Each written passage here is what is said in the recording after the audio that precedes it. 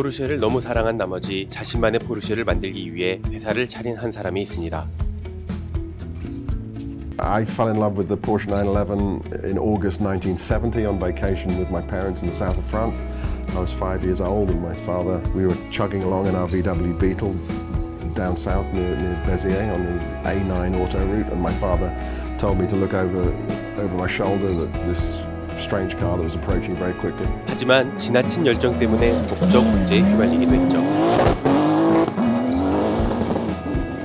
오래된 포르쉐에 최신 기술을 녹여 자신의 입맛에 맞춰 만드는 것으로 시작. 점차 고성능화시키며 F1 팀과도 협업을 이루어내기도 했으며 세계적인 모터스포츠 팀의 메인 스폰서로 참가 중이기도 하죠. 그의 작품에 매료되어 전 세계에서 주문이 폭주하지만 오히려 단종시켜 자신만의 세계관을 굽히지 않는 예술 집단.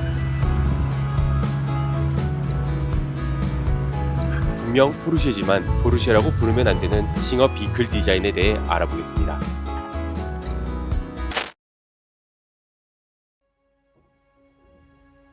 싱어라는 이름은 창립자인 로버트 디킨스가 과거 캐서린 휠이라는 락밴드의 보컬로 활동한 점,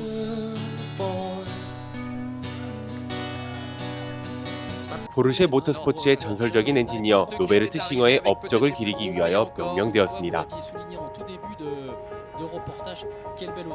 Ultimately, I moved to Los Angeles in 2005 and built my own Ultimate 911, or what I thought was my own Ultimate 911. 싱어 비클 디자인은 2009년 몬터레이 카위크에서 프로토타입을 공개하며 시작을 알렸습니다.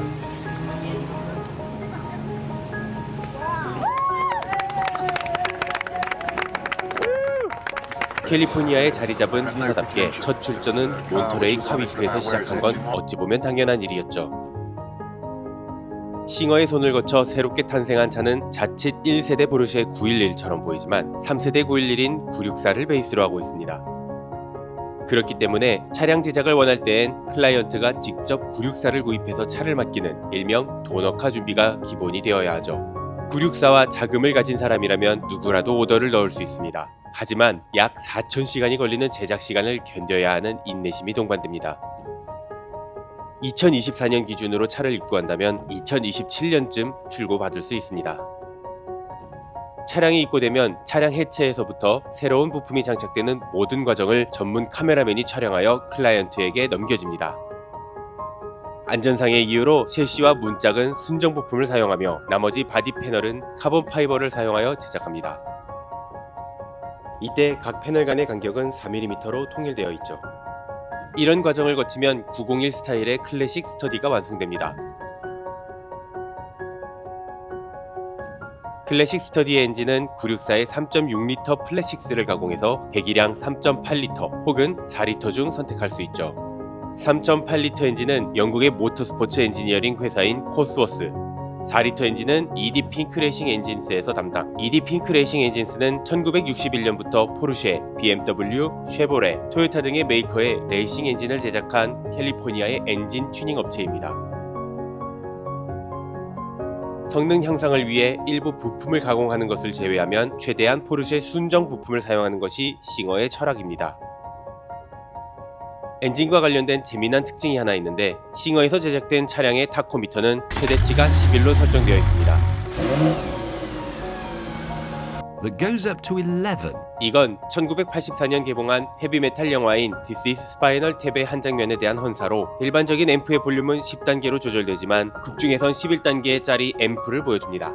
If you can see, the numbers all go to 11. 해외에선 up to 11 혹은 goes to 11이라고 부르며 남들과는 다른 최대를 넘어서겠다는 표현을 할 때 쓰는 방식이죠. 올린즈 댐퍼, 브레이크, 싱어 전용 BBS 휠, 개인 맞춤형 인테리어, 보쉬에서 완전히 새롭게 만들어준 ABS, ESP, 트랙션 컨트롤 등 어느 한 곳 특별하지 않은 곳이 없습니다. 심지어 사이드 미러까지도요. 이렇듯 외형만 클래식을 지향하는 클래식 스터디의 시작 가격은 $65만 달러지만 상당한 인기를 누렸습니다.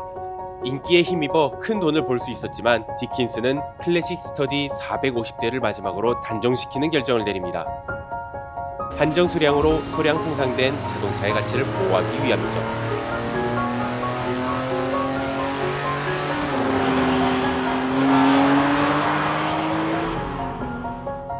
단종된 클래식 스터디의 계보를 잇는 차량은 2022년 구두드 페스티벌에서 공개된 터보 스터디입니다.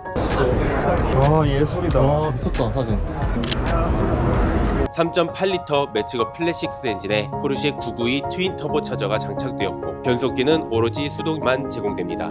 초대 911 터보인 930을 오마주하였으며 싱어가 포르쉐를 얼마나 좋아하는지 알 수 있는 부분이 있죠. 911처럼 리어 팬더가 넓은 차량은 앞바퀴가 뒤로 뿌리는 돌등에 의해 리어 팬더에 스톤칩이 생기기 쉽습니다. 이에 포르쉐는 스톤가드 필름을 액세서리로 제공했으며 지금까지 이어져 오고 있죠.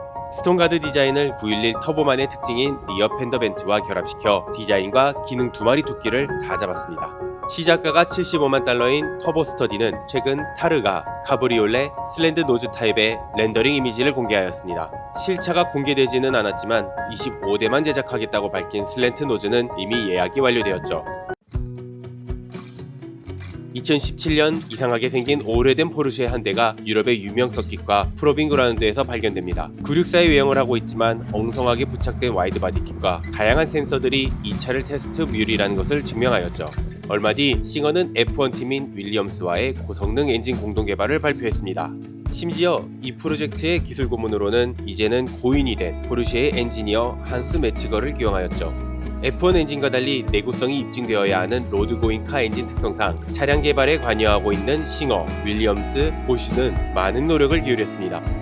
4밸브 실린더 헤드, 티타늄 커넥팅 로드, 알루미늄 스로틀 바디, 카본 에어 박스 등 다양한 소재로 만들어진 부품을 적재적소에 배치하여 만들어진 차의 이름은 DLS. 다이나믹스 앤 라이트웨이팅 스터디의 약자로 2018년 구두드 페스티벌에서 공개되었습니다. Now, is this an old 911? It is a 964 underneath, yes, exactly. Reimagined bike, so it doesn't look like a 964 very much anymore. And this one is particularly special. It is 미국이 아닌 영국에서 최초 공개한 이유는 새로 건립한 영국 공장에서 DLS와 DLS 터보를 생산하기 때문이죠. 본격적인 엔진 제조사가 아님에도 2021년 탑기어 올해의 엔진상을 수상할 정도로 극찬을 받았지만 회사 방침에 따라 DLS는 75대만 제작되었습니다. 1970년대 레이스에서 활약한 포르쉐 935에서 영감을 받아 만든 DLS 터보가 2023년 구두드 페스티벌을 통해 공개되었으며 DLS의 명맥을 이어가고 있죠.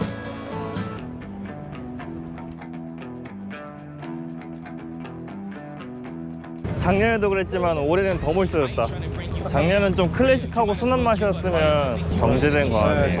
이거는 또 완전 LC가 뽑아요. 인테이크가 저기 위에서 들어오네. 창문을 통해서 이게 들어가는. 이게 제가 알기로는 그 윌리엄스 F1이랑 같이 공동 개발한 거죠. 싱어는 포르쉐의 부품과 엔지니어를 활용하며 좋은 비즈니스 파트너십을 맺고 있었습니다. 하지만 일부 차량으로 인하여 관계에 조금씩 금이 가기 시작했죠. 2021년 싱어는 영국의 랠리 포르쉐 전문 제작 업체인 튜틸 포르쉐와 함께 오프로드 차량인 ACS를 공개했습니다.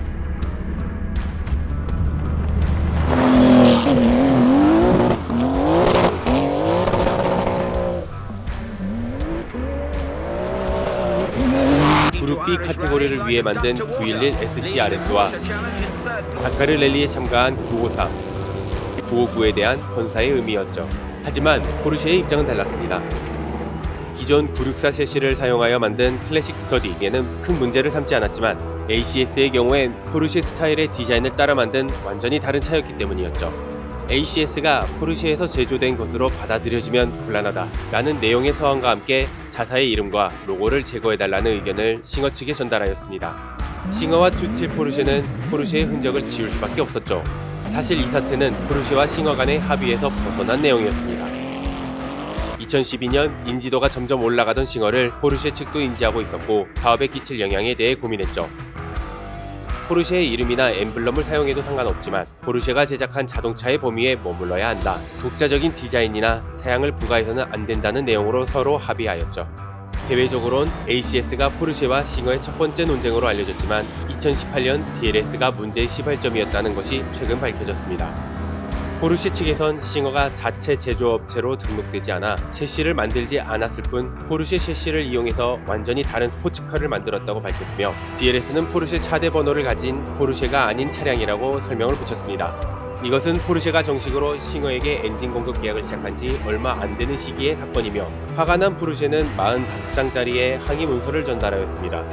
포르쉐는 DLS와 DLS 터보의 제작 중단, 포르쉐 문자나 엠블럼이 들어간 광고와 브로셔 폐기, 심지어 차량 판매 수익금 일부를 달라는 요구를 하였으며 2024년 2월 가까스로 합의를 이뤘습니다.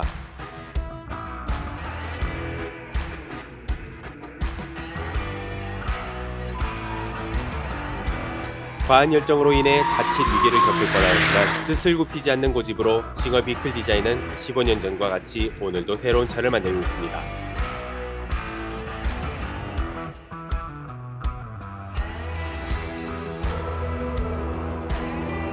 We celebrate Porsche's heritage.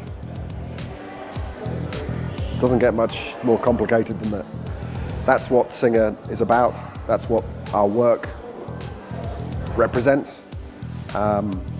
It's about Porsche and celebrating the genius of the 911, the genius of the company itself, and bringing this amazing sports car from its original iteration, its air-cooled specialness, hopefully to a new generation, and introducing it in a way which retains all of its charm and all of its iconic essence, but makes it a little bit more relevant to the 21st century.